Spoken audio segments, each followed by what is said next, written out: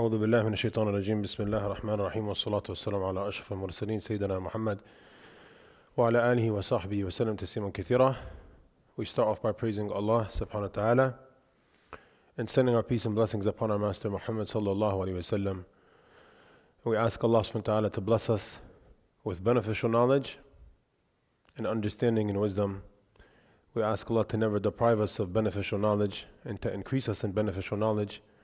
As we always say, beneficial knowledge is the knowledge that we should all be striving for. Beneficial knowledge is the knowledge that changes the state of our heart and brings us closer to Allah and increases us in taqwa of Allah or in awe for Allah. It's a knowledge that changes the way we act and the way we speak and the way we interact with society. It's a good knowledge that's going to be a proof for us and not against us on Yawm al-Qiyamah. We ask Allah for that. And I like to mention this every single class because a lot of people learn a lot of things, but they lose the plot. We don't want to be from those who lose the plot. We want to be from those who learn something and we implement it. And I say this because we're concluding the book today. So inshallah, what we learned from this book was beneficial and we implement it. That's the ultimate goal. We ask Allah for beneficial knowledge. We ask Allah for understanding. We ask Allah for deep understanding of the Quran and the Sunnah. And we ask Allah for wisdom. And wisdom is a great gift. And Allah, He gives it to whom He wills. يُؤْتِ الْحِكْمَةَ مَنْ يَشَاءُ وَمَنْ يُؤْتِ الْحِكْمَةَ فَقَدْ أُوتِيَ خَيْرًا كَثِيرًا. As Allah tells us in Surah Al-Baqarah, He grants wisdom to whoever He wills, and whoever He grants wisdom to, He has granted him an abundant good. He calls wisdom an abundant good. Because a lot of people have no wisdom. And a lot of people have wisdom. So we ask Allah to grant us wisdom. And we ask Allah to keep us steadfast and to keep us healthy, to grant us long lives in the obedience of Allah, so we could have high ranks. We ask Allah to bless us in this month of Sha'ban. The Prophet used to make dua. He said, Allahumma barik lana fi Rajab wa fi Sha'ban wa ballighna Ramadan. It was the famous dua. When Ramadan would approach, the Prophet ﷺ would get excited and he'd make dua for Allah to grant us the ability to reach Ramadan. So he used to make dua in Rajab, which is 2 months before Ramadan. He said, oh Allah, bless us in the month of Rajab. And he used to say, oh Allah, bless us in the month of Sha'ban, the month before Ramadan. And he would say, Ya Allah, allow us to reach Ramadan. Because sometimes people, they pass away 1 week before Ramadan, 1 day before Ramadan. I remember last year, but I remember like every year there's a lot of janazas right before Ramadan. SubhanAllah, we ask Allah to grant us blessings and to grant us the ability to reach the holy month of Ramadan. And then we ask Allah subhanahu wa ta'ala to grant us the ability to fast sincerely for His sake in Ramadan so we could be accepted and forgiven of our sins, and to be from those who stand at night sincerely for Taraweeh and Qiyam so we could be forgiven of our sins. And we ask Allah for sincerity always in everything we do. In everything we say and everything we do, we ask Allah for sincerity in all our actions and all our sayings. And we renew our intentions before we start the class. We all take 5 seconds right now and we renew our intentions. Ya Allah, we came here for Your sake. Ya Allah, we come here for Your pleasure. Ya Allah, we came here to gain beneficial knowledge and to make pious friends and to spend time in the masjid. And if we have any taints of insincerity, we ask Allah to forgive us and to make us sincere in our actions and our coming to the masjid today. With that being said, this is the last Tazkiyah class of this book. And we've been on this book for over a year. It's a beautiful book. Anything Quran and Sunnah is beautiful. Hadith is beautiful, Tafsir is beautiful, grammar, Arabic grammar is beautiful because it grants you the ability to understand the Quran in a better way. Anything to do with Quran, Sunnah is beautiful. Any science from the sciences of Islam is beautiful because ultimately it brings you closer to God. And that's the ultimate point of it. But look, we're at the very end of the book. So completing a book is a great achievement. We ask Allah to not deprive us of this, like starting something without finishing it. Finishing something makes you feel good. It's called delayed gratification. So now when we finish the book today, we're going to have a good feeling in the heart because we completed something. But Islam comes and it grants us spurts of this throughout our lives. This idea or this notion of delayed gratification, it comes from discipline. All of Islam is delayed gratification. Like the Muslim who prays 5 times a day, when he finishes Isha, there's a sweetness he feels when he leaves Isha. Wallahi, there's a sweetness he feels because he completed a day of 5 prayers in the day where he completed all 5 of them. There's a sweetness he gets. So he strived, he worked hard in one day, he finished, he leaves Isha, he feels good. But we also taste delayed gratification in fasting because you deprive yourself of your desires throughout the day and you go hard and you don't break your fast, and even if you're hungry, you don't break your fast, and even if you're thirsty, you don't break your fast. Of course, someone's going to say, oh, I was hungry. That's the whole point. You should be hungry. If you're not hungry, there's a problem. You're a human. You should feel hungry. You should feel thirsty. So inshallah, you feel thirsty and hungry, but you don't give in. Because throughout the year, you feel thirsty, you drink. Or you're hungry, you go eat. But in Ramadan, no, you don't eat and you don't drink when you feel hungry, but you exert something called patience. And you don't eat and drink. But then Maghrib comes in. And when the adhan of Maghrib goes off, you take a bite of a date, and it's sticky on your fingers, and it's sweet, and it feels good. And you drink water, and it feels amazing, especially if it's a nice, long summer day. In the winter, you break your fast, you don't even feel like it, because it's so cold, you don't need it. But in the summer, if you fast in the summer, or you fast in Saudi, or if you fast in Egypt or something where it's hot, and you break your fast, all you want is to just swim in a pool of water. You just want to drink, but it feels really good. It feels really good to break your fast after exerting effort, and after fasting and not giving in. They call this delayed gratification, working hard for something. Also, you receive delayed gratification throughout your life if you're successful in anything, to be honest. If you study for an exam and you do good, this is delayed gratification. Because it's an exertion of effort to study for an exam. The person who takes the MCAT, I like to give this example because it's a very difficult exam. It's a very, very excruciating and difficult exam. It takes months of prep. Sometimes people prep for a whole year. You take a course in order just to pass the exam or to get a good grade. You take a course. You pay money to take a course to learn how to answer the questions on the exam and to learn how to navigate the exam. Exertion of effort, studying, and then you take the MCAT and inshallah you do good and you feel amazing and overwhelmed with joy. It feels good. Then you get into medical school and it feels good. Memorizing a surah of the Quran, you finish memorization of a surah, you feel good. These are all good things. So completing a book is a good feeling. By the way, I was talking about fasting. Ramadan is amazing because Allah gives you that feeling every day. Allah is training you subconsciously every day to not give in, to receive a greater reward. But that's a subconscious training for you to understand that this world is like one day in Ramadan. And our ultimate goal and gift is Jannah. So the believer who abstains from haram for his 60 years or 50 years or 30 years of his life, he's abstaining. Delayed gratification, true happiness and true enjoyment is passing the exam of this world and making it to Jannah. Every day in Ramadan, you don't eat, you don't drink, you break your fast, you feel good at iftar time, you feel like you completed something. And some days are harder than other days, you feel good, you feel great. Then at the end of Ramadan, you have something called Eid. And now you're not allowed to fast on Eid, it's haram. It's haram. It's forbidden to fast on Eid. So when Eid comes, you go to the masjid, you pray Salatul Eid, and it's from the Sunnah. On Eid al-Fitr, it's from the Sunnah to have a date on your way out to the masjid. A date. The Prophet ﷺ used to have 3 dates on his way out to the Musalla of Eid to make sure he's not fasting. Of course he's not fasting, but to show that he's not fasting, and he goes to the Salah of Eid. And they say if you don't have a date, you break your fast with anything. You have a donut from Dunkin' Donuts, you eat a donut, it's something sweet. They say if you don't have a date, it's something sweet. Even if you don't have something sweet, you break your date, you break your fast, if you're not fasting, but you break the idea of not eating and drinking with anything, so you show Allah that you're not fasting on the day of Eid, so you show God. That's why it's a sunnah. Because Allah commands you to fast, and now Eid is like, the day of Eid comes right after Ramadan. It's just like Ramadan. It's like a day. Sun comes out just like a normal day. But it's different now because Allah commands you to eat.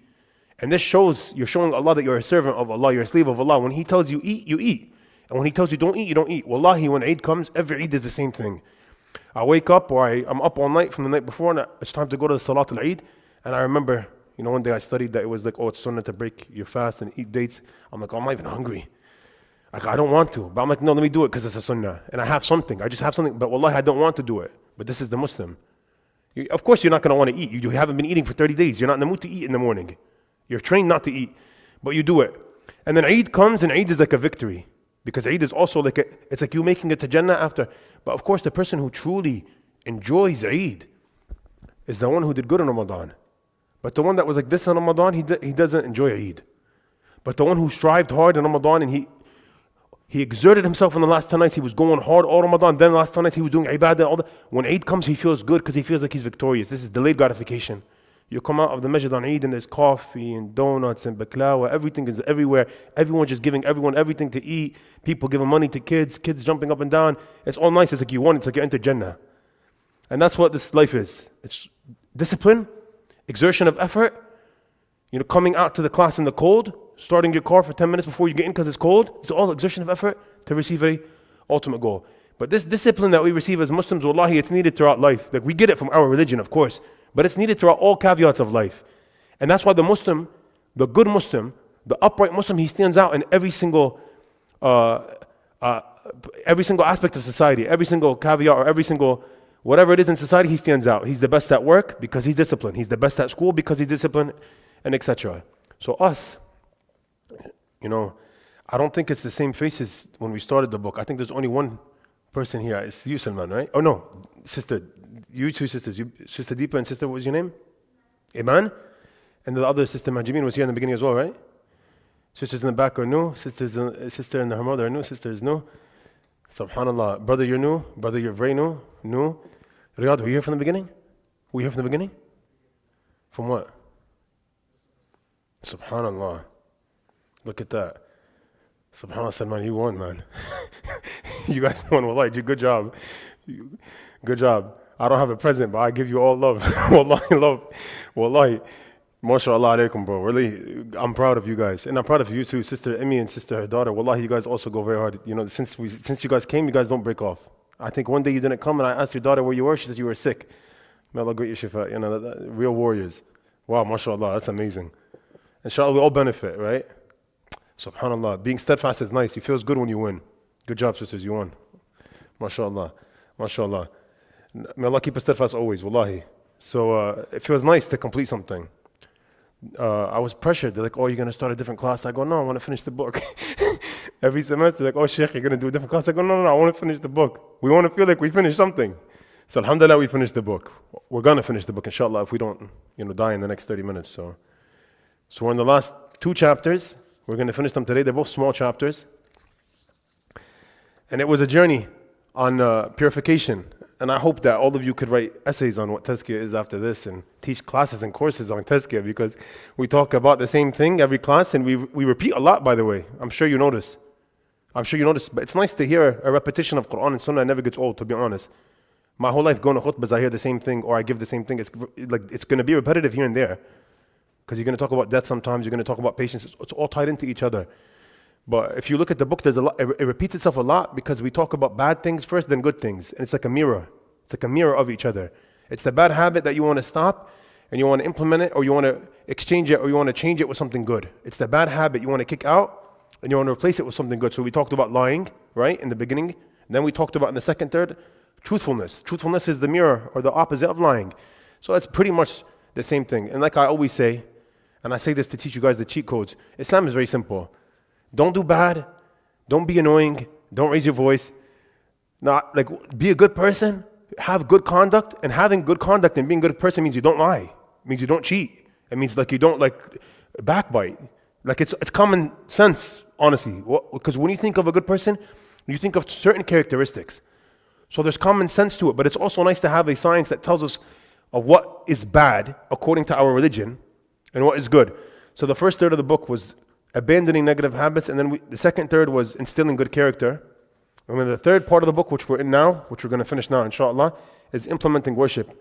And I told you guys I love this because this is really interesting, because we worship Allah, and through our worship we see how it purifies us. The purification, the tazkiyah, is natural through worship. And in this chapter, or in this part of the book, we spoke about salah, and then we spoke about fasting, and then we spoke about spending in the cause of Allah, and then hajj, and then we spoke about seeking knowledge. And the last class before I traveled was remembrance and contemplation. And we spoke about dhikr. If you guys remember, we spoke about dhikr, or remembrance of Allah. And then we spoke about forms of remembrance of Allah. And we said the greatest form of remembrance of Allah, by the way, we spoke about this in detail. We said dhikr is remembrance of God. And every Friday we talk about dhikr because we talk about taqwa. And taqwa is dhikr, it's thinking of Allah. But I like to make it easy. When we say remembrance of Allah or dhikr, it basically means to live a life with Allah in your conscience, or on your mind, or in your heart. This is what dhikr is. And dhikr has forms. There could be dhikr on the tongue, like la ilaha illallah, alhamdulillah. There's dhikr on the tongue. Dhikr could be in your heart, where you're just thinking of Allah, like you're driving down I-95 and you're in South Carolina and you see, you just look at and you just think of Allah, because you're looking at trees and it reminds you of Allah, because the creation of Allah is beautiful. You go to the beach, dhikr is beautiful. And living a life where you think about Allah in everything you do, it's a life worth living. It's a happy life. Because you receive a good feeling in your heart when you think of Allah. I want to say this because sometimes you have to say it. I'm sure you guys know what I'm talking about. But sometimes when you hear it, it hits. Like when you live a life and Allah is moist on your tongue, and Allah is in your heart, you feel good. I say this because, in dunya you go through ups and downs, and there's bad feelings you get as well, right? You get bad feelings in your heart. If you don't, maybe you're an angel, but I get bad feelings all the time from certain things. It makes you feel off. An encounter with someone outside makes you feel off. But then when I think of Allah, or I remember Allah from any form of remembrance of God, I feel good. So hopefully you could recognize this. Doing haram doesn't feel good, by the way. It feels like very, very cold. It's like very dark. It's like lonely feelings. Like when you do haram and you're far from Allah, it doesn't feel good. You lie to yourself because you have desires that you want to give into. So you tell yourself it feels good. You tell yourself that this relationship is all you need. Like you convince yourself that this is going to make you happy. And then you get it and you're miserable, but you lie to yourself and you act like you're happy when you're miserable. I say you're miserable because if you're infringing on the boundary of Allah, aka if you're sinning, you will not be happy. You can't be happy in sin. It doesn't work. It doesn't work. It doesn't work. People can lie and act like they're happy. They can put up videos on TikTok and Instagram and smile, but it's lies. True happiness is only found in the remembrance of Allah. True happiness is only found through Allah, only through the remembrance of Allah. That's the only time you'll ever be truly happy. When I say truly happy, I mean content. I mean that good feeling that you get in your chest, like it's a good feeling in your heart, man. And Allah, He tells us this in the Quran. He says, أَلَا بِذِكْرِ اللَّهِ تَطْمَئِنُّ الْقُلُوبِ. It's only in the remembrance of Allah does the heart find tranquility. Only in the remembrance of God does the heart find ease. You'll only find ease and tranquility in your heart. That's why someone goes to Umrah for the first time, and he walks into the Haram, and he enters upon the Kaaba and he starts to cry a lot. And he's a person of shortcomings, or he's a normal human. All humans have shortcomings. And he cries a lot. He cries a lot because he's thinking of good feelings. Allah makes you feel good. It makes your heart tingle. Thinking of Allah makes you feel good. And the Kaaba is a sign of Allah. It's the house of Allah. So we ask Allah to not deprive us of dhikr, honestly. A life with Allah, with the remembrance of Allah, is a life of happiness. And like I said, in dunya you have downs, you have bad feelings, you replace them with remembrance of God. But inshallah you could wake up one day and understand this and really, really implement it. Like every time you feel down, just like you understand how to fix it. I feel down, I go to the masjid.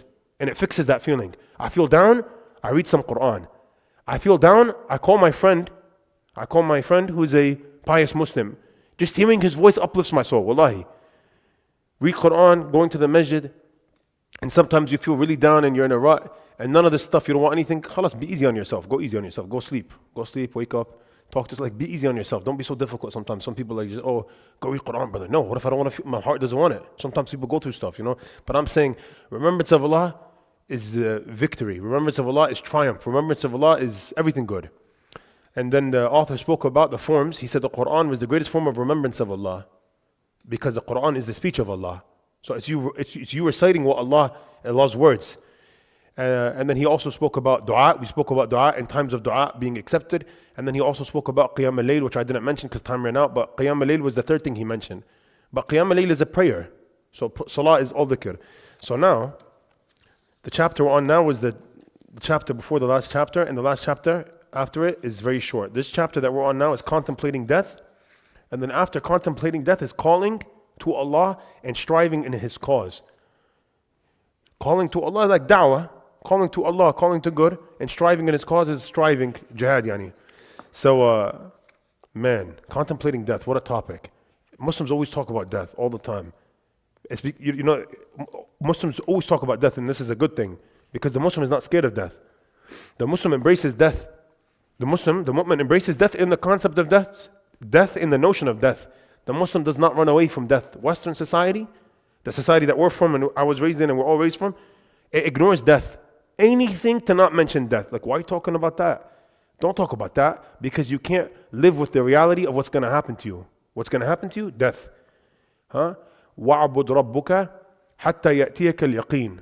The Prophet is commanded in the last ayah of Surah Al-Hijr to worship your Lord. Allah says to the Prophet Muhammad, He says, worship your Lord until the certainty or the inevitable comes to you. It's interesting. وَعْبُدْ رَبَّكَ حَتَّى يَأْتِيَكَ الْيَقِينَ. And worship Allah, worship your Lord until the inevitable or the certainty comes to you. And the scholars also say the certainty here is death. So Allah, He refers to death. Allah, He refers to death as certainty. The atheist and the non-Muslim, they could deny God all they want. They could deny the Prophet Muhammad was a prophet. They could say, I don't believe in Islam and Christianity, it's all fairy tales. They could deny All this stuff, no problem. He could deny Musa, he could deny the Zabur and the Torah and the Injil and the Quran. He could deny everything. But the atheist, he can't deny death. Can an atheist say, no, I don't believe in death? He's going to die. The atheist, he can't deny death. The non-Muslim, he can't deny death. Like, you could deny all you want, my brother, but one day you're going to die. That's what we say as Muslims. Like, no problem, deny all you want. Go do your haram and deny and live a life without God and be miserable, no problem. It's a free country. Do whatever you want. But you're going to die one day, yes or no? He can't say, no, I'm not going to die one day. وَمَا جَعَلْنَا لِبَشَرٍ مِّن قَبْلِكَ الْخُلْدِ أَفَإِن مِتَّ أَمْ هُمُ الْخَالِدُونَ. The Prophet, Allah, he speaks to the Prophet. He said, and we have not granted a human before you, and we have not granted a human being before you, O Muhammad, al-khuld, yani living forever. Will you not die, or are they going to live forever? Are you not going to die as well, Muhammad? And or are they going to live forever, yani Quraysh? Yani death is something you can't deny. Death is something that's going to come to all of us. And Allah says 3 times in the Quran, كُلُّ نَفْسٍ ذَائِقَةَ الْمَوْتِ. 3 times. This ayah comes 3 times. And this is a part of the ayah. So sometimes it ends different. But this part of the ayah comes 3 times. كُلُّ نَفْسٍ ذَائِقَةُ الْمَوْتِ. Every soul shall taste death. Right? ثُمَّ إِلَيْنَا تُرْجَعُونَ وَنَنَبْلُوَنَّكُمْ كُلُّ نَفْسٍ ذَائِقَةُ الْمَوْتِ وَنَبْلُوكُمْ بِالْخَيْرِ وَالشَّرِّ فِتْنَةً, etc. It comes 3 times. And the ending is different. Allah tells us every soul shall taste death. And sometimes Allah mentions things to us that are very, very obvious, but sometimes He has to mention it too for you to understand. And every soul shall taste death, yani every soul will die and pass away. They also say this ayah means every soul is constantly tasting death, as in death of time, because his time is ending all the time. Like right now, it's 8:19 and it was 8 p.m. 19 minutes ago. So we're slowly dying every day, I guess.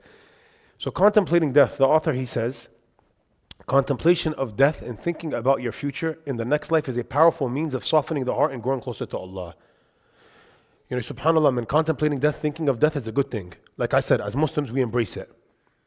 Why is contemplating death or thinking of a death a good thing? It softens the heart and it reminds you of purpose, right? Like if you're a Muslim and we believe in hereafter, we believe in a life in the grave, a barzakh life, and we believe in Jannah and Nar. So me thinking of death would be a good thing. And for us, we believe that when we die, we return to our true home. So my home here in Wayne is not my true home. Thank God.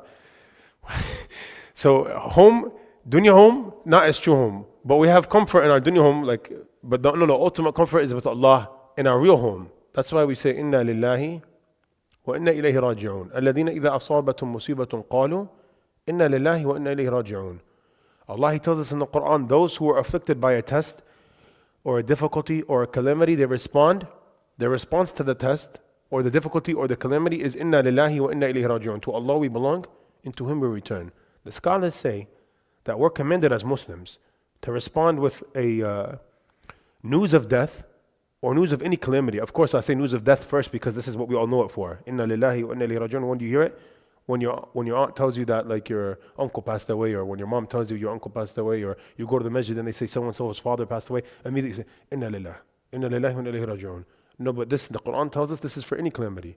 So if someone calls you, says, Sheikh Ismail, I got a flat tire, that's why I was late. I say, what happened? You get a flat tire every day, brother? He said, Inna lillahi wa inna ilayhi raji'un.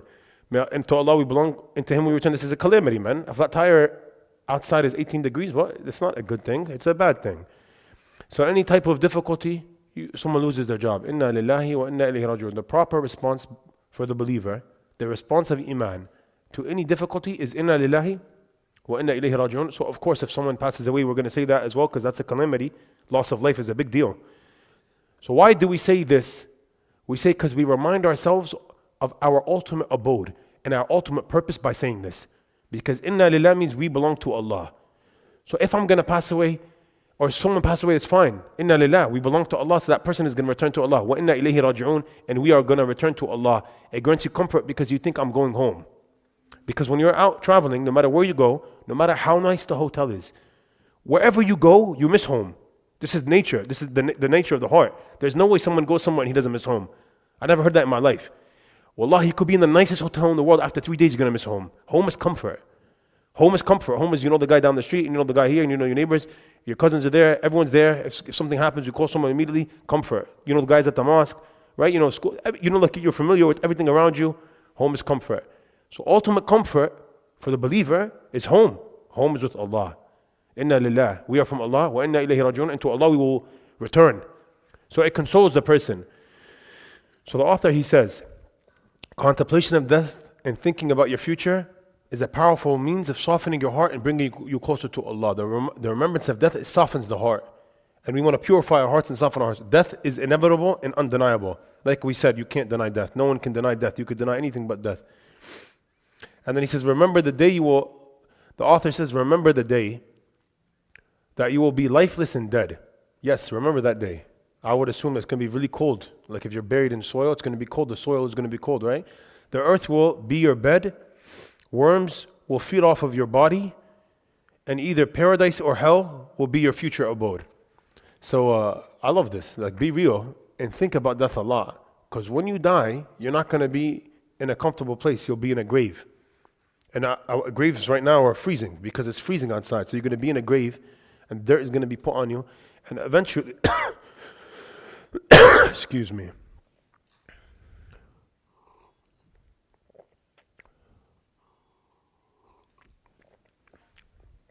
And eventually, the worms and the insects will feed off your body. In America, we get buried with a casket. It's a wooden casket. It's the law here in America. You have to, for reasons I forgot. But in the Muslim world, in Islam, the sunnah of burial is to be buried in a grave in dirt, and just with a white shroud, because the what's it called when decomposing? Decomposition, because the decomposition of the body is faster. It's a faster process when you're buried in the dirt, other than when you're buried in a casket. The casket has to break or fall apart or whatever. But of course we follow the laws of the land. We bury in caskets here. But subhanallah, you know something? This business of being buried in the ground is it's almost extinct for non-Muslims, because cremating a body is much cheaper. And I heard about this because we had a meeting in the masjid like a month ago about this. What are we going to do? We have to pass a fatwa or something, because Muslims, we have belief that we follow our religion, and we're told to be buried in the dirt because منها خلقناكم ومنها نعيدكم ثم نخرجكم طارة أخرى. From this dirt we have created you, and in this dirt you will be returned, and you'll be resurrected from this dirt. This is our belief as Muslims. So if you go to Medina and there's a janazah after every salah, you could follow the janazah in Medina. In Mecca you can't follow it, they take it somewhere else. So if you go follow the janazah in Medina after Salat al-Dhuhr or Asr or Maghrib, whatever, there's a janazah all the time. You follow them, they go and they bury the body in Baqi', Jannat al-Baqi', which is the graveyard of Medina, which is right next to the Masjid al-Nabawi, where the Sahaba are buried and the wives of the Prophet ﷺ are buried. Many people are buried there. Many pious people are buried there. Many tabi'un are buried there. So if you go and you follow this procession, I'm just giving this example because this is a Muslim example. You go and you see the 5 bodies that they're burying, they walk down at a certain area, and there's a grave open, and in the grave, they don't put the body down and then put dirt on it. No, in the grave there's an opening. It's called al-lahad. This is the Islamic way of burial, is that in the grave there's an opening. So in the grave they open an opening and they put the body in that opening, then they close it up. You get it? So the body is in the dirt. You understand this? Like the grave is deep, it's 6 feet deep. You don't put the body down and put dirt. No. So it's deep, but then they open an opening on the side, and they put the body in the side, then they close it up. You get it? So the body is automatically in the dirt. And I was asking, like in Medina, not this time, this is like years ago when I first went, and I was interested in this. I was like, how do they keep putting 5 bodies every salah? And they said, oh, there's a timing. They give it a timing. It's like every 6 months they could rebury there because the body decomposes quickly. By the way, dying in Medina is a virtue. Dying in Medina is not by chance. Dying in Medina is shafa'ah of the Prophet ﷺ. From the hadith, the Prophet said he's gonna intercede for whoever dies in Medina. So this is a great virtue anyway. This is the Islamic way of burial. It's to be buried in the dirt, and your body decomposes quicker, and it doesn't matter because once you're dead, you're dead. So you'd rather decompose quick and get eaten alive quick by the worms, or eaten, like it doesn't matter. For you, you're dead. You're not gonna feel it. Yeah, but that's why having iman grants you solace, because having iman, you understand that once you pass away, your soul goes to the next life. So you're in a grave, yes, but you're in another life. And this is the waiting period from now until Yawm al-Qiyamah. Because Yawm al-Qiyamah is the next time that Jannah and Jahannam begin, and you're either put into Jannah or Jahannam. But your Jannah and Jahannam begins when you die. They call it al-Qiyamah al-Sughra. It's the minor day of judgment, right? Because if you're going to be put in a grave and you're an evil person, and you used to urinate and not clean yourself after, and you used to backbite and talk about everyone and smoke this and do that, and like God in your life comes last, every desire comes first, and then there's someone who lived his whole life cleaning himself properly and making wudu 20 times a day, and they're not the same. They're not the same. Someone who lives his life not talking to the opposite gender, keeping himself pure for marriage, like they're not the same. It's not fair. It's not going to be fair. Like, no, Allah is ultimately fair. If you're a good person, you're going to be put in your grave and you're going to see your good deeds, and your good deeds are going to illuminate your grave, and they're going to expand your grave. You're going to be chilling like on a couch, and it's going to be a garden, and you're going to be happy. And no matter how cold it is in New Jersey, your grave is going to be nice and warm, and it's going to be a garden of paradise. And this is the Hayat al-Barzakh. Hayat al-Barzakh, the Barzakh life. Your grave is either going to be a garden from the gardens of paradise, or it's going to be a pit from the pits of hellfire. May Allah grant us all, gardens in our grave, inshallah. So that's it. And then you're going to know what's going to happen. All based upon the state of your grave. It's either going to be a bumpy ride, or it's going to be a nice, smooth ride. That's why, you remind yourself of death so you could do good. You don't remind yourself of death to become depressed. That's not the point of reminding yourself of death. That's not the point of reminding yourself of death is to be good to your mom, and to be good to your neighbors, and to not curse, and to not steal, and to not cheat, and to not lie. That's why you remember death, because you're like, oh, one day I'm going to die.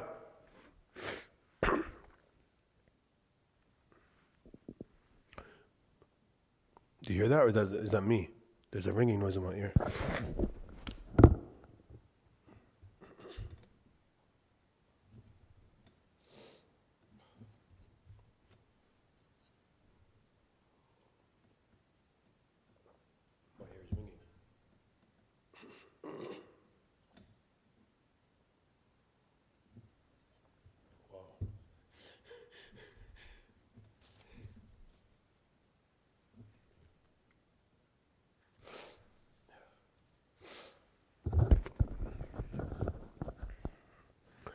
So, I don't know, maybe because I was traveling in turbulence and I got sick, maybe it was that. I feel better now, alhamdulillah. So, remember the day you will be lifeless and dead. Why do you remember death? Because it makes you a better person. It makes you do good. It reminds you of your purpose. And the Prophet ﷺ, he used to tell us this all the time. He says, أكثروا ذكر هادم اللذات. The famous hadith is the Prophet. He said, always and often remember the destroyer of pleasures. And the destroyer of pleasures is death. The Prophet used to tell the companions, always remember death, because remember one day that these pleasures are going to end. So you strive hard in this world to do good. Sayyidina Umar ibn al-Khattab, he has two famous statements I love to mention all the time when we talk about death. He says, when he was the Khalifa, he would always see janazas every day, right? They're passing by, and he would say when he sees a janazah, every day they say so-and-so passed away, and one day they're going to say Umar ibn al-Khattab passed away. So he would remind himself. He used to verbally say this out loud. Every day so-and-so passes away, and one day they're going to say Umar ibn al-Khattab passed away. And of course, Umar ibn al-Khattab passed away. May Allah have mercy on him and be pleased with him. He died a martyr. So, and that's not by chance. Allah picked him for that. Being a martyr is amazing. And Sayyidina Umar also used to say, حاسبوا أنفسكم قبل أن تحاسبوا وزنوا أعمالكم قبل أن توزنوا. Sayyidina Umar used to also say a famous statement. He goes, self-assess yourself. حاسبوا أنفسكم, like self-assess yourself before you are self-assessed on Yawm al-Qiyamah, before you're going to be assessed on Yawm al-Qiyamah. Assess yourself before the day of assessment on Yawm al-Qiyamah. وَزِنُوا أَعْمَالَكُمْ قَبْلَ أَن تُوزِنُوا. And also, weigh your deeds before your deeds will be weighed. It's just a way of reminding yourself of Yawm al-Qiyamah and always preparing for that. So the Prophet used to say often, remember that which destroys your pleasures, and the destroyer of pleasures is death, because when you die, there's no more pleasure. There's no more pleasure when you die. And the Prophet ﷺ also said, and this hadith is famous, because this hadith, he said it to Abdullah ibn Umar ibn al-Khattab radiyallahu ta'ala anhuma. And Abdullah ibn Umar ibn al-Khattab radiyallahu ta'ala anhuma was a young boy. That's why he's so famous, because he narrated so many ahadith. And the reason why he narrated so many ahadith is because he was young. So he was like a sponge. He heard everything from the Prophet and he memorized it. And when the Prophet passed away, he was still young. He was like, 18 years old? So he lived a long life after the Prophet, and that's why he narrated so many ahadith, because he taught for so many years. He taught for like 60 years after the Prophet passed away. So in this hadith, the Prophet ﷺ, he grabbed him by his shoulder. He grabbed Sayyidina Abdullah ibn Umar by his shoulder, and he told him this. He said, "Kun fi dunya ka'annaka gharibun aw abiri sabil." He said, "Oh, Abdullah, be in this world as if you are a stranger or a traveler passing through a path. Aw abiri sabil. A abir sabil is someone who's passing through a place, like a traveler. So be in this world as if you are a stranger or you're just passing through a place or passing through something or a traveler." So why is that? He tells this young boy, when you live in this world, live as if you are a stranger, because if you live as if you are a stranger, if you live a life of a stranger, you don't become comfortable. Yani don't take any day for granted. Don't live in this life like you're going to live in it forever. This is zuhud, and the Prophet was a zahid, to leave off dunya. You know, you don't have to overindulge in everything in this world, because we're going to be here shortly. But the mu'min, the believer, is someone who's moderate. You know, I always say this. You know, you can enjoy things here and there. Have some fun here and there. Be comfortable. Don't but don't, this dunya is not the end all. This dunya is not the end all. End all is Jannah. So he told him this. He said, be in this world like you're a stranger or a traveler. Because the traveler, when he travels, he doesn't take his house on his back. He takes only a couple of things to last him a week, depending on the airline he's taking. He's going to take a carry-on, or he's going to take a luggage. Depending on where he's going and how long he's staying, he's going to take only that which he needs in order to get through his time there. And that's how you should take. That's how you should be in this dunya. وكان عبد الله بن عمر يقول إذا أمسيت فلا تنتظر الصباح وإذا أصبحت فلا تنتظر المساء وخذ من صحتك لمرضك ومن حياتك لموتك. And Abdullah ibn Umar, he used to add to this, because this hadith, he narrates it. So he narrates that the Prophet once grabbed him by his shoulder, and he told him when he was a young boy, be in this world like you're a stranger or a traveler. And then he adds himself. He adds and he says, and if it is the evening, do not trust that you will reach the morning. He goes, if it's evening, don't live life thinking that you will reach the morning. Again, this is just reminding yourself of death, not taking life for granted. Because if you take life for granted, you're not going to do good. You're going to become complacent and lazy.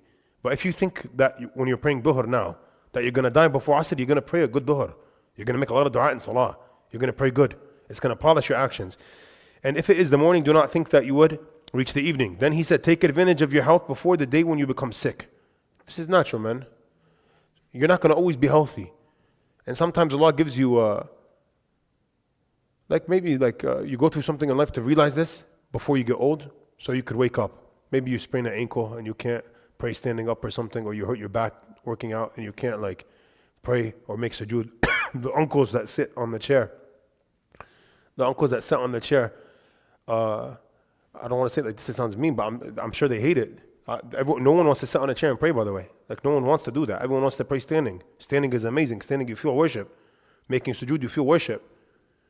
Take advantage of your health before you're sick. Not every day you're going to be able to stand. And Allahu Alam, health, don't take health for granted. Some accidents happen. Things happen in life where you could lose your strength in your back and you can't even make sujood. And sometimes people get some, illnesses where they get dizzy if they do certain things. SubhanAllah, man. Take advantage of your health before the day you become sick, and take advantage of your life before you die. That's what Abdullah ibn Umar used to add. Now the author says, if remembering death, I love this, if remembering death leads you to depression, disparity, or apathy, then your approach to this tool of self-purification is incorrect. You're thinking of it wrong. Death should not be something that makes you depressed. That's not the point we're trying to make. Death should be something that uplifts your soul, makes you happy, and makes you work hard for doing good. That's the point of remembering death, not to think of death and get sad. No. We should not give up on this world as lost and miserable just because our time here is limited. That's not the point. It's to feel what's the point? That's not the point we're trying to make. Instead, our attitude in remembering death should be to take from this life, what will help us in obeying Allah. Contemplating death should motivate us to make tawbah constantly. On the contrary, the reason why we contemplate death and think about it is because it should push us and motivate us to always seek forgiveness. That's the whole point. If I say, I'm contemplating death, the point is not to give up on life. No, the point is to do better in life and to always seek forgiveness from Allah. Because if I think I'm going to die tomorrow, wallahi, it's true. You're going to ask Allah to forgive you. Like if you think you're going to die tomorrow, really, you're going to say, oh, Ya Allah, I didn't mean to speak to my mom like that. Ya Allah, please forgive me. Call your mom, I'm sorry. You know, like things really end when you think you're going to die tomorrow. And the believer should think like this. Think, if I die tomorrow, are people going to remember me in a good way or in a bad way? You should think like this all the time. Like, are people going to be like talking about me at my grave in a good way or a bad way? Wallahi, subhanallah, man. Someone passes away and you hear nothing but good news. Like someone passes away, you hear good things and people come out of their way to go to the janazah. Someone takes a flight from California to come to New Jersey to pray on the guy. And then someone passes away and you go to the masjid and there's not even one line for the janazah. And no one has anything to say about the person. Contemplating death should motivate us to seek repentance and do good deeds, as we know death can strike at any instance. Death does not discriminate, and we are all equally vulnerable to death. Of course, death does not discriminate. When you're born, you're given a birth certificate, state of New Jersey, and then St. Joseph's Hospital, and it says born, for example, May 15th or May 30th or October 2nd or October 15th or September 20th or June 15th. Everyone has a birth date. You get the birth certificate. If you're born in a third world country, everyone's born on January 1st. I don't know if you guys know this. My friend from Sudan was January 1st. My friend from Afghanistan was January 1st. My friend from Tunis was January 1st. I'll go, you all have the same birthday. And they go, Wallah, Sheikh Ismail, I have no idea when I was born. They guessed. My parents guessed. And they had to put something for the document when I wanted to come to Azhar. And I said, this is the year you're born? He goes, no, they guessed. They guessed. His parents had like 20 kids. They have no idea what year they were born. No, the people in the village is all the same. They all don't know when they were born. All my friends are January 1st. Then they all download Facebook and January 1st, everyone's happy birthday, happy birthday.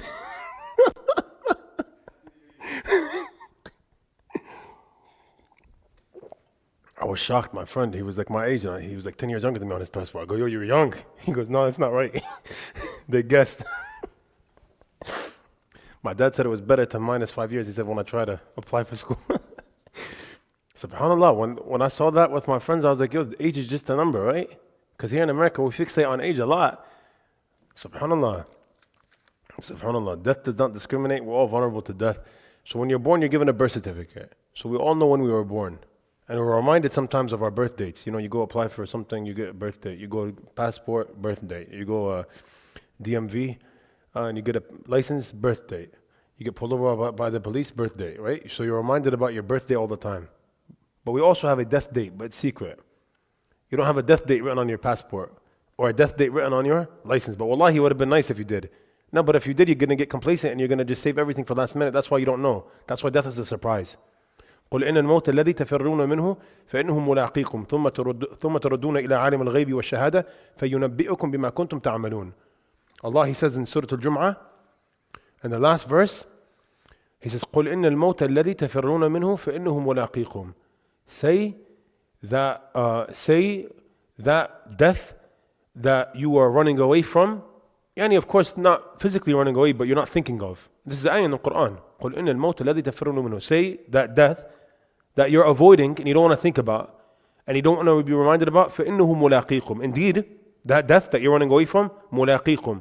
It's going to catch you, or it's going to slap you in your face, basically. ملاقيكم means like you're walking straight and you make a right turn and boom, death is right there. Oh, it's unexpected. It unexpectedly comes to you without an eviction notice. Because if you're in America, you have laws, they can't evict you without 3 months eviction notice. Death has no eviction notice. Death has no prior notice at all. That's what you have to prepare for it. There's many unexpected deaths, by the way. You know, there's many times someone passes away and it's unexpected. I would say the majority of time, death is unexpected, not expected. But we live in a world where we're trained to always think that we're going to live until we're 65 or 70 or 80 because that's the normal life expectancy, right? No, man, but death is unexpected. If you have a death date or if everyone knows when they're going to die, no one's going to do good. Why would you do good? It's so easy. You just make tawbah before you die and it's a wrap. No, but that's why you don't know. Say, indeed, that death that you're running away from, indeed, it's going to catch you or bump into you one day. ثُمَّ تُرَدُّونَ إِلَىٰ عَالِمِ الْغَيْبِ وَالشَّهَادَةِ. Then after you die, Allah tells us what's going to happen. Then you will return to عَالِمِ الْغَيْبِ وَالشَّهَادَةِ, to Allah. Allah describes Himself as عَالِمِ الْغَيْبِ وَالشَّهَادَةِ, the knower of the unseen realm and the knower of the seen realm. You're going to be returned to Allah. فَيُنَبِّئُكُم بِمَا كُنتُمْ تَعْمَلُونَ. And you will be informed of everything you did. So when you die, Allah tells us, by the way, this is millions of times in the Quran, but this ayah specifically, when you die, you're going to return to Allah and you will be informed about everything you did. But this ayah, it's stuck in my head because I was 19 years old and I went to Egypt. When I first got there, I made a friend and he was Bengali, he was from North London. His name was Firdaus, and we were memorizing Surah Al-Jumu'ah together under the same sheikh. He was a sheikh from southern Egypt, his name was Sheikh Ala. He had a big orange beard, orange because he put henna in it. He was a great man. He was in jail for like 20, 30 years under Hosni Mubarak and he was tortured. He used to tell us about how he used to be tortured, but he was released in the year of Muhammad Mursi from prison and he used to teach us Quran. And he told us that when he was in jail for the 25 years he was in jail, or the 30 years he was in jail, he told us that he memorized or he taught the Quran to many people, over like 200 people from beginning to end with no mushaf. Of course, they're not allowed to have a mushaf. They don't have no mushaf. There's like 50 people in one cell and they're always in a state of najasa, of course, because they don't let them make wudu, but they make tayammum with the cell wall. And they probably eat one loaf of bread every 3 days. Wallahi, it's crazy. Jail overseas is not like jail in America. Jail in America, you have like a visitation and they feed you. They don't care about you there. So he was in jail for like 25, 30 years. He used to tell us all the time about these stories. And well, you know what I find incredible about this guy? He was sent to jail at his like the prime of his youth. So he never got married, or he had just got married and he didn't. I think he never got married. I think I remember he told me he got married right when he came out. He has like 4 or 5 kids now, but they're all really young and he's really old. Subhanallah. You would think that he would be miserable because his whole life went, like his whole life got wasted, right? 30 years of your prime. He got locked up at like 20, 19, 21, 22, and he got out at like 50, I think. You would think he'd be miserable. Someone with no faith would be miserable. Your whole life is gone. What are you going to do? You're 50 years old. That's it. Wallahi, billahi tallahi, he's one of the most optimistic people I've ever seen in my life. He's always smiling and always happy. And I have no explanation for his happiness except one thing. It's because he's a person of the Quran. All he does is Quran. His whole life is Quran, by the way. He has the 10 modes of recitation, which means that Ashr Qira'at, the 10 modes of recitation. It means like he memorized the Quran 10 separate times, by the way, because there's Hafs on Asim, that's the one that we read. But then there's Warsh, and then there's Susi, and there's so many different types. There's Hamza, Khalaf, there's so many different modes of recitation, and the modes are like different. So he has all 10. He told me, he said, Sheikh Ismail, I used to ask him, Sheikh Ala, what did you do in jail? He goes, Quran. What do you mean? Like, just Quran, what is there to do? You just stand. There's nothing to do but Quran. Quran and Salah. And he said that the jail cell was so packed that they would pray Salah sometimes standing and they can't make sujood. There's no place to make sujood. And if the guards caught them trying to make wudu, they would beat them. And this is not a lie. I believe this 100% because the stories of Sidnaya prison in Syria that came out in the documentaries they made about Syria, all the people are speaking about how they would have to make wudu in secrecy. And if the guard asked him what he's doing, he would lie or something. They'd beat them if they made wudu. It's crazy, man. And they're Muslims, the guards, they're Muslims. This guy, Sheikh Ala, he's so optimistic and he's so happy all the time. And wallahi, seeing him at a young age for me, it really, really granted me like, Quran is all happiness. I've never met someone that lives with the Quran. I've never, ever, ever, ever met someone sincere that lives with the Quran that has 1% of sadness in his heart. No matter his living condition. I had a Sudani friend. He memorized the Quran when he was a young boy with his dad in his village. They had no electricity and no running water. They used to memorize the Quran on fire. There's Quran kids that were memorizing. It's their duty to start the fire. He told me it was a daily routine. They'd go get wood the night before. They wake up and they set the fire on fire at 4 a.m. Fajr comes in at 5 a.m. And they set the fire on 1 hour before Fajr and they memorize the Quran in front of the fire. The 30, 40, 50 kids from the village. My friend, the Sudani guy, he also was a Hafiz Quran and he was strong. So every time he goes somewhere, he likes to walk. Like if the bus is 5 minutes, he's like, no, I'd rather walk an hour so I can read Quran for an hour. Like it's crazy. Like when you live with Allah, life is amazing. And I say this not to put him on blast, but he's really poor. Like he's really poor. He has like 10 sisters and 10 brothers. They're all in Sudan. Sudan, there's a civil war. Like it's craziness everywhere. Like us here would be like sad and complaining. I've never seen him complain about anything. Like I've never seen him complain. I'm not just saying this. I've never seen him complain. He's always smiling and happy. And his condition is so bad. When he came to Egypt to study in Azhar, there was a waiting list to get accepted to living in the dorms because the dorms is free. From Al-Azhar, it's free. So if you're poor from Sudan, you're not going to pay for an apartment outside. You can't afford an apartment outside. So when I got to know him, I got to know him from a class. We were in a class together in Majd al-Azhar under a sheikh. My Ivory Coast sheikh, my Ivorian sheikh, Sheikh Fawzi. He was an African sheikh. In his class, I told you guys it was a packed class. So I used to sit in the front, and this guy used to sit next to me here. And this guy used to sit next to me here every class. So you get to know them because you wait an hour in the hot and sometimes he gives you water and you guys become friends. So this was Yusuf al-Sudani and this was In'am al-Hassan from Bangladesh. He was from Bangladesh. So we all became best friends, of course, because of waiting every week for an hour for the Sheikh to come and sitting in class for 6 hours and then going home after together. So Yusuf, the Sudani guy, he used to tell me, Sheikh Ismail, come, if you ever come to Maidan al-Jaysh, come visit me. In America, someone says that, he doesn't mean it at all. He's like, yeah, come visit me. You call him, he doesn't answer you. You say, hey, how are you? Salam alaikum, he doesn't answer you. You see him a week later, he said, brother, I texted you. He goes, oh, I didn't get your text. So I was skeptical. He's like, no, he told me, if your foot ever comes onto the floor in Maidan al-Jaysh, this area called Maidan al-Jaysh, call me. He goes, call me. So I'm American. I thought maybe he lived in an apartment with 10 other Sudanis. I don't know. So one day I went to Maidan al-Jaysh to buy, what's that called? The bed bug removal. I went to some chemist to buy this bed bug removal because my neighbor in the dorms had bed bugs and his bed bugs came over for me. So we had to go fix his room and my room and take everything out and put it up on the roof. So I went to go buy it. But because I went to go buy it in this area called Maidan al-Jaysh, which is called the roundabout of the army. It's some area in Egypt, in Cairo. So I go, and then I remembered him. I was with my Tunisian friend, and I remembered the Sudani guy from class. I'm like, oh, he said if I come here, to call him. He goes, khalas, call him. And by the way, there's nowhere to stand. It's just cars and people and smoke and pollution. So I called him. It's very uncomfortable. And then he answered, and he goes, where are you? I said, Maidan al-Jaysh. He goes, okay, I'm coming. So he came, and I saw him running from up the street. And he took me by the hand and he took me to his house. He didn't have a house. He took me to a masjid. That was like a masjid. The door was like here. And then in front of the mosque was like 1,000 motorcycles. It was like a motorcycle mechanic in front of it. It was dirty. There was oil everywhere. And then we entered the masjid and I'm so confused. I go, where's your house? He goes, here. I go, what do you mean here? He goes, I live here. I go, where? It's like a mosque like this. There's nothing. He goes, no, I stay in the mosque. I go, what do you mean? He goes, oh, like I lead salah and they let me stay here because I don't have a place to stay and I've been waiting for 2 years to get my name out. I was like, subhanAllah, man. He's waiting for like 2 years because the Azhar, he has to wait in line. It takes forever to get into the dorms. And then there's a small door.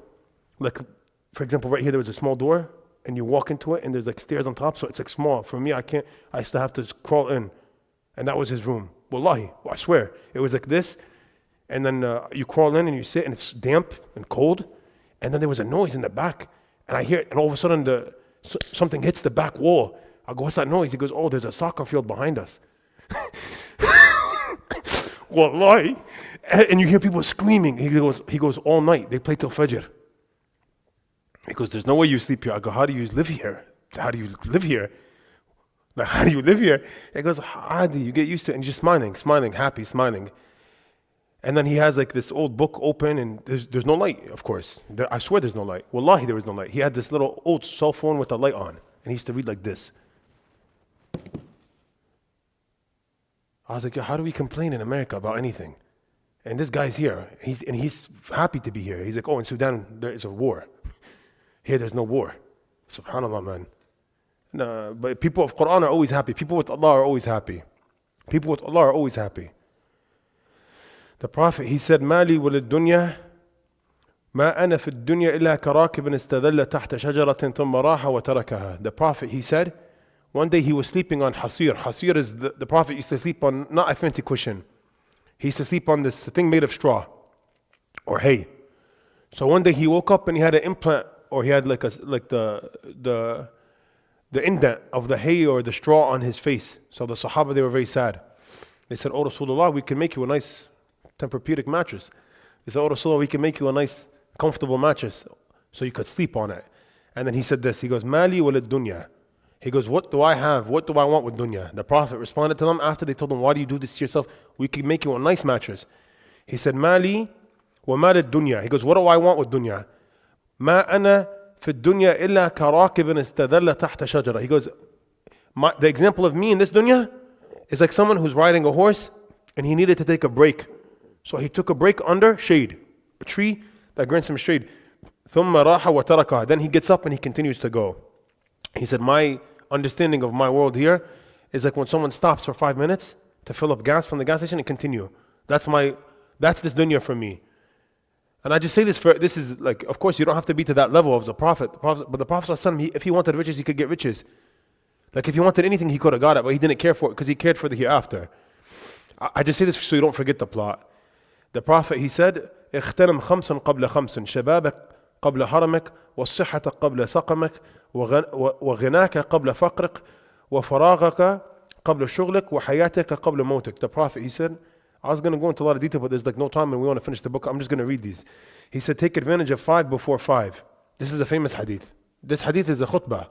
He goes, take advantage of 5 before 5. Your youth before your old age. Yani be smart. You know this hadith is phenomenal because he says, اغتنم. The word اغتنم comes from ghanima. Ghanima is the spoils or the leftovers of war. The Prophet, he uses this verb. He says, اغتنم. Like take advantage of. We say in English take advantage, but it literally means like after you win a battle, there's stuff left over. So you have to quickly go and take the stuff so you don't miss out on taking it. So take advantage of your youth before your old age. You know, worshiping Allah when you're young is different than when you get older. You get older, your back hurts. You get older. They always say, like we have an Arab culture, not to put any country on blast, but in Arab culture they say, oh, you make Hajj after you get married and you have kids, then you go make Hajj. Like Hajj is like last thing. This is wrong. Go make Hajj when you're young. You go and enjoy Hajj. You go make Hajj when you're old and you're miserable. Go make Hajj when you're young.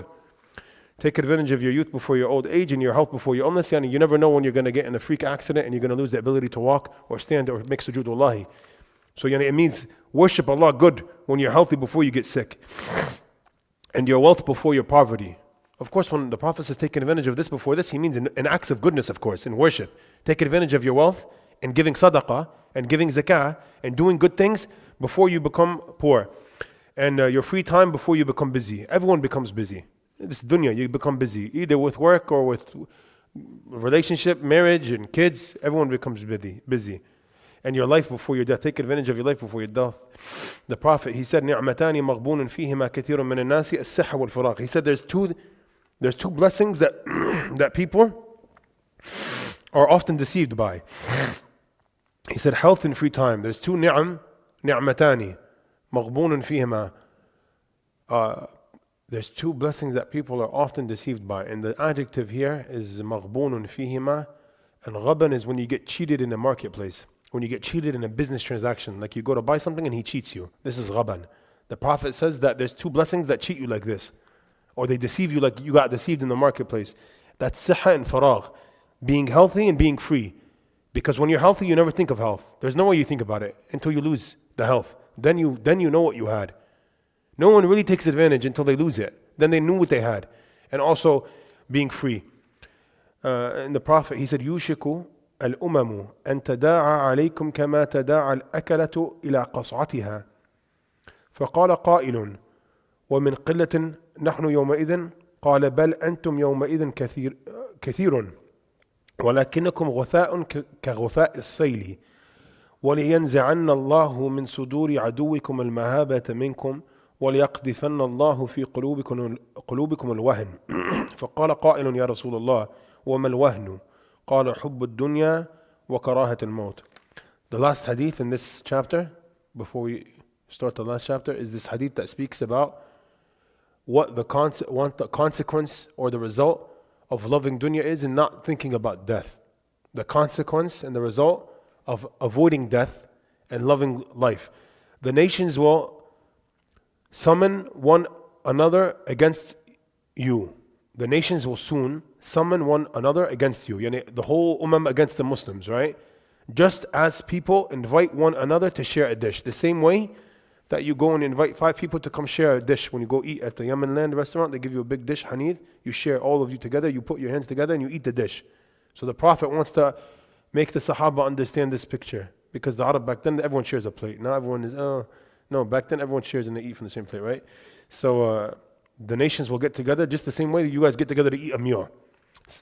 And they'll go and they'll feast on you basically, you Muslims. So someone asked, O Rasulullah, will that be because we're going to be small in number? They're going to take advantage and eat us alive because we're going to be small? He said, no, you will be a lot. No, there's going to be a lot of you. But you will be like the foam of the sea. But you will be useless. The foam of the sea is useless. The foam of the sea is when the ocean comes and it hits and there's whiteness. It's foam of the sea. غثاء السيل. So the Prophet was telling the Sahaba, there's going to be a day that comes where people are going to gather up and they're going to eat you guys like a plate of food. And that's today, 100% that's today. 1,000,000% that's today. The Muslims are a lot. You go to Umrah, you can't even make tawaf in the Sahn al-Kaaba because there's so many humans. Everyone's Muslim, everyone's converting to Islam. There's so many Muslims. There's billions of Muslims. And then, I can't talk about politics. There's billions of Muslims and we're all just getting destroyed by... Allah will remove the fear of you from the hearts of your enemies and He will cast weakness into your hearts. He says you're going to be useless like the foam of an ocean. And then He says, and Allah will remove the fear of you from the hearts of your enemies. Yani your enemies are supposed to fear you. Because when you are not scared of death, your enemies fear you. Because it's scary to look at someone who's not scared to die. It's scary. They get scared, they get freaked out. Like you have a gun pointed at someone, he's walking towards you. It doesn't make sense. Allah will remove the fear of you from the hearts of your enemies, and He will cast weakness into your hearts. He'll grant wahan. He'll make wahan into your hearts. So someone asked, O Rasulullah, what is wahan? And he said, wahan is love of this world, love of the worldly life, love of dunya, and hating death. So when you love dunya and you hate death, no one fears you and no one respects you. And you also have weakness in your heart. But the heart is strong when you love death and you think of death. The heart becomes strong because when you love death and you think of death and you anticipate death, you have iman. Because no one anticipates death or they love death if they're not ready. The person of iman, he anticipates death and he looks forward to it because death for him means that he'll meet Allah. The last chapter is very short and we'll take it right now. It's literally one page. It's calling to Allah and striving in His cause. I forgot to mention the reason why we're so concerned on finishing, because we have one Monday before Ramadan after this. So we have Wednesday, which is the day after tomorrow, and that's tafsir. We said that we're going to finish the Surah Al-Qasas with one class, but no, there's 2 pages left. So we're going to have a class on Wednesday for tafsir Surah Al-Qasas, and there's going to be like 6 ayahs left. So we'll do that class on Monday. So we'll finish the surah on Monday. And then Wednesday is the first night of Taraweeh, I believe. So calling to Allah and striving in His cause, the last chapter of the book. And I believe the author puts this as the last chapter of the book because this is the ultimate purpose and goal is to strive for the cause of Allah. Like you learn all of this and now your goal is to be from the people who exert themselves striving for the cause of Allah always in everything you do. You know? And calling to Allah. Allah, He says in Surah Ali Imran, وَلْتَكُنْ مِنْكُمْ أُمَّةٌ يَدْعُونَ إِلَى الْخَيْرِ وَيَأْمُرُونَ بِالْمَعْرُوفِ وَيَنْهَوْنَ عَنِ الْمُنْكَرِ وَأُولَٰئِكَ هُمُ الْمُفْلِحُونَ. Allah, He says in the Quran, let there rise from among you a group who call to all that is good. They enjoy what is right and they forbid what is wrong, and it is they who are truly successful. This is an ayah in the Quran speaking about a group of us Muslims, because from the Muslims, let there be from you Muslims, from the 2 billion Muslims, let there be a group of you who call to Allah. Of course, every Muslim should do this. So let there be from amongst you a group who call to what is good, and they enjoy what is right, and they forbid what is wrong. Like they tell people, they forbid what is wrong, and they are the truly successful. And they are truly successful. Yani the reason why you are successful is because you push what is good or you enjoy what is good and you forbid what is wrong. And if you lose this, you lose this good characteristic of being from this great nation of calling to good and forbidding evil. This is the Ummah of Muhammad Sallallahu Alaihi Wasallam. So, of course, there's ways to do things. And every single person has a different scenario. But when you see someone doing wrong, you tell them you're wrong. You know, like this is something you should want to do. Like if you see something doing and all that haram, it should be in your heart to tell that person not to do that. Or injustice. And Allah, He says, وَمَنْ جَاهَدَ فَإِنَّمَا يُجَاهِدُ لِنَفْسِهِ إِنَّ اللَّهَ لَغَنِيٌّ عَنِ الْعَالَمِينَ. Allah, He says in the 6th ayah of Surah Al-Ankabut, speaking about the concept of striving. And whoever strives in the way of Allah, وَمَنْ جَاهَدَ, whoever strives in the way of Allah, he strives only for himself. فَإِنَّمَا يُجَاهِدُ لِنَفْسِهِ إِنَّ اللَّهَ لَغَنِيٌّ عَنِ الْعَالَمِينَ. Allah is free and Allah is not in need of anyone in the world or anyone in the worlds. And whomsoever strived, indeed he strived for his own self. Allah, He tells us that the person who is exerting effort, you're benefiting yourself when you exert effort. You're raising your own rank. Allah is not in need of you. If you don't strive for the cause of Allah, Allah will replace you with someone else. This is important to know as well. Allah, He says, إِنَّ اللَّهَ اشْتَرَى مِنَ الْمُؤْمِنِينَ أَنفُسَهُمْ وَأَمْوَالَهُم بِأَنَّ لَهُمُ الْجَنَّةِ. This is a long ayah, but this part of the ayah is the part we want to talk about. This is a very long ayah in Surah Tawbah. It's the 111th ayah. Allah, He says that indeed Allah has purchased from the believers their souls and their wealth in exchange for paradise. He purchased, He brought from the believers their souls and their wealth, and He gave them paradise in exchange. Meaning that when you strive with your body. If you go fight jihad, you're using your body to fight jihad, so you're going to lose your body and you're going to die. But it doesn't matter because you won something. You win Jannah. Or you're going to strive by giving money. Striving in the cause of Allah, you either go physically to jihad or you pay for the people and you can't go. Whatever it is, but this is just an example of actual jihad. But jihad is everything. Jihad is you striving for anything. It's you striving for anything in this world. That's the transaction with Allah, is you give from yourself through monetary, financial, or through physical, or whatever it is, you give for the sake of Allah, and your return is paradise. Calling to what is good will encourage the soul in its quest for purification. The author, he says that when you do this, when you do these things, when you strive, it purifies the heart. Sacrifice, basically sacrificing time, right? Or sacrificing physical body or sacrificing money is something that you need. Sacrifice is very beautiful, by the way. Islam, the crux of Islam and the essence of Islam is sacrifice. Islam itself, the word Islam itself is submission. Aslama yuslimu Islam. Aslama means he submitted. Yuslimu means he's submitting. Islam is Islam is submission. And you're a Muslim, you're someone who submits. Submission is sacrifice. Submission is you saying yes Allah. Like yes Allah. Pray, yes Allah. Do good, yes Allah. Feed the poor, yes Allah. Submission, you submit to Allah. Allah, He commands you and you do. And sacrifice and submission, all the prophets and messengers were at the forefront of it. Sayyidina Ibrahim's life, from beginning to end, from A to Z, is sacrifice and submission. Sayyidina Musa's life, from A to Z, is sacrifice and submission. And Sayyidina Muhammad's life, from A to Z, is sacrifice and submission. So sacrificing time, sacrificing effort, anything you sacrifice, this is the essence of Islam, it purifies you. Sacrifice purifies you. It's not being selfish, it's doing what you're told. So calling to what is good will encourage the soul in its quest for purification. And jihad, aka striving for the sake of Allah. Jihad linguistically means to strive. Frees the soul from suffocation of worldly attachment and reckless desires. I love that. Jihad, striving for the sake of Allah, it frees the soul. When you do things for the sake of Allah and you put your religion before your own desires, it frees the soul from the suffocation of worldly attachment and reckless desire. And instead, our eyes are raised toward the higher goal of the hereafter in improving the human condition for the sake of Allah. The Prophet ﷺ, he said, مَا شَيْءٌ أَثْقَلُ فِي مِيزَانِ الْمُؤْمِنِ يَوْمَ الْقِيَامَةِ مِنْ حُسْنِ الْخُلُقِ. So this is the author finishing the book. He ends the book with a hadith and he ends the book with an ayah. I find it interesting because when I was preparing for the class, I was like, oh, this hadith has nothing to do with the chapter calling and striving for his cause. And then the ayah that I'm going to mention now after this hadith also has nothing to do, but then it hit me. Now he's concluding the book. He's concluding the book. So it just happened to be in this chapter, but he's finishing the book off. So he's giving you the one hadith. If you could take one hadith, like if we could make this whole book 228 pages, right? We're done, alhamdulillah, right?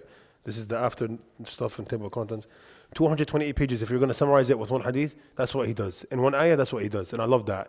What's the whole point of everything here? What's the whole point of everything here? Is to be a good person, right? To have good conduct. To purify yourself, right? And if you purify yourself, you're a good person. Like if we say your Tazkiyah, if you purify yourself and you check, like purify yourself check, it means you're a good person. It means you're good. That's what it means. Be a good person. Be a good Muslim. Be a good Muslim. Be a good person. Be someone who purified himself, you're a good person. Look what he says. He ends the book by saying this. So subhanAllah, the striving stuff was only one ayah, two ayahs he mentioned, right? Giving for the ultimate goal of paradise. Now he says, مَا شَيْءٌ أَثْقَلُ فِي مِيزَانِ الْمُؤْمِنِ يَوْمَ الْقِيَامَةِ مِنْ خُلُقٍ حَسَنٍ. On the day of judgment, on Yawm al-Qiyamah, there will be nothing heavier on the scale of the believer than good character. On Yawm al-Qiyamah, nothing is going to be heavier on your scale than good character. And the other hadith of the Prophet ﷺ, he says that the individual reaches the levels of the qa'im sa'im. The individual reaches the highest levels. He reaches the highest levels of like the person who's fasting every day and praying qiyam al-layl all night. بِحُسْنِ خُلُقٍ, with having good conduct and good etiquette and good character. Islam comes with acts of worship and obligations like we've been talking about for the past 3-4 weeks in this implementing worship. It comes with all of this. The goal of everything at the end of the day, all the time, is to be a good person. The goal of prayer is to be a disciplined, good person. And the goal of prayer is to remind you of your duties in life and to keep you grounded. And the goal of fasting, it's all of it is to be someone who purifies himself and he's a good person and he's a person who is outstanding in society. That's what a Muslim is. So there's nothing heavier on the scale of the believer on the Day of Judgment than husn khuluq. And the author goes to say by ending the book, for the young Muslim man or woman who succeeded in abandoning many of his immoral habits and replacing them with well-grounded character and worship, good job. He goes, glad tidings. And of course, the book was written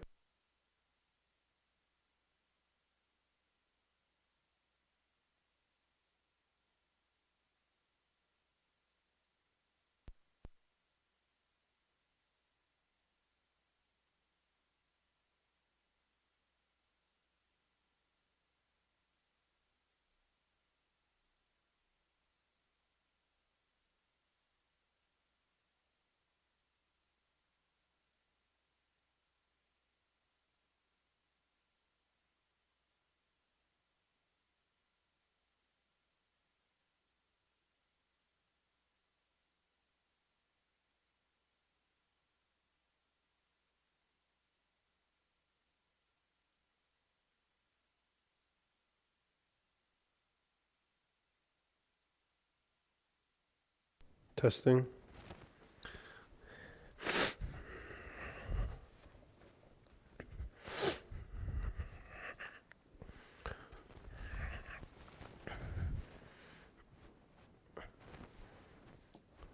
Brother Muhammad's the caretaker of the masjid. His brother passed away. He went to Bangladesh. May Allah have mercy on his brother. I asked him, when are you coming back? He said he doesn't know. So inshallah he has a good time with his family. Subhanallah, talking about death, his brother passed away, his brother was young. Subhanallah. Subhanallah. Allah yarhamu. So this book was written aslan for youth. It was to be taught at like schools and stuff. Of course, Tazkiyah is for everyone. Of course, some of us are young and old, it doesn't matter. Tazkiyah is for everyone. But the original reason that the author authored the book, it was for to be taught in schools for youth. So it's speaking to the youth. He goes, for the young Muslim who succeeded in abandoning many of his immoral habits, because the book starts off by talking about immoral habits. And he replaced them with well-grounded character. That was the point. And he replaced them with well-grounded character. He goes, glad tidings, exclamation mark. This young Muslim is living his life to serve his Creator, practice his faith, and call others to goodness and success. Like this young Muslim, he got the plot. He won. Because he's serving Allah, and as long as you serve Allah, you win. And he's practicing his faith properly, and he's calling others to goodness. He's well-rounded. This soul and this person now, this soul is what Allah describes in the Quran as the soul that is truly at peace. This person that lives his life to serve his Creator, practice his faith properly, and to call others to goodness. This person, he's doing the right thing. He's doing the right thing. And he is the one that Allah describes in the Quran as truly at peace when Allah says, last ayah of the book. He ends the book like this. يا أيتها النفس المطمئنة ارجعي إلى ربك راضية مرضية فادخلي في عبادي وادخلي جنتي. The last 4 ayahs of Surah Al-Fajr. Allah, He says, speaking to a tranquil soul, speaking to the tranquil soul, the soul of good. يا أيتها النفس المطمئنة, O tranquil soul, ارجعي إلى ربك راضية مرضية, return to your Lord, راضية مرضية, well pleased with Allah, return to Allah, well pleased with Him and pleasing to Him, well pleased with Him and pleasing to Him. فادخلي في عبادي, enter amongst my pious servants, yani enter with good people. It's amazing when you enter somewhere with good people, you feel good.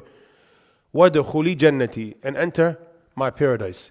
So basically the author is saying, when you're a good person and your whole life purpose is to serve Allah and worship Allah, and to practice your religion properly, and to call people to good, and to refrain from bad, you're a pious soul, and your soul is tranquil, meaning you receive happiness. And that's absolutely true. If someone is upholding Tazkiyah and being a person of Tazkiyah, he has tranquility in his heart. That's the ultimate goal, to feel that way. And if you do, then Allah will tell you, oh tranquil soul, return to your Lord, and Allah is going to be happy with you, and you're going to be happy with Allah. Like you're happy with God, and God is happy with you. And then you enter along with the pious people that are there with you. You're all going to hug and stuff when you enter. Of course, why not? Hug, everyone's happy. Jannah is amazing. And then, وَدْخُلِي جَنَّةٍ, you're going to enter Jannah. And that's the ultimate goal. We ask Allah to grant us the highest levels of Jannah, and to make us people who implement what we do, implement what we say, to make us people of sincerity in all our actions and all our sayings. We ask Allah to accept from our coming here, accept from us our coming here every single time we came here, and to forgive us of our shortcomings and our sins. We ask Allah to grant us beneficial knowledge, and to raise our ranks with the pious, and to take us only in a good state. We ask Allah to grant us husnul khatimah. We ask Allah to grant us all a good ending. We ask Allah to grant us all a strong connection to the masjid. We ask Allah to grant us all pious friends. We ask Allah to never deprive us of His friends. And we ask Allah to bless us with an intimate relationship with the Quran, to make the Quran our greatest companion in this world and in the next. We ask Allah to bless our teachers and everyone who taught us anything.